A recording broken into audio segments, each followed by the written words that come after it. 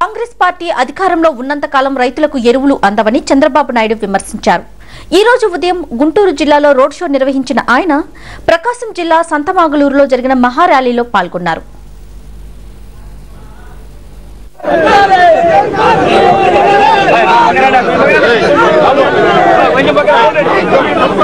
ప్రకాశం జిల్లాలో జరిగే మహాధర్నాలో పాల్గొనేందుకు టీడీపీ అధినేత చంద్రబాబు ఈ రోజు ప్రకాశం జిల్లా సంతమాగులూరుకు చేరుకున్నారు. అంతకుముందు గుంటూరు జిల్లా మాచర్ల, దుర్గి, కారంపూడి, నకిరికల్లులో చంద్రబాబు రోడ్ షోకు జనం బ్రహ్మరథం పట్టారు. దారి పొడవునా ప్రజాస్పందన చూసి ఆయన ఉత్సాహంగా ప్రసంగించారు. కాంగ్రెస్ ప్రభుత్వ వైఫల్యాలను ఎండగట్టారు.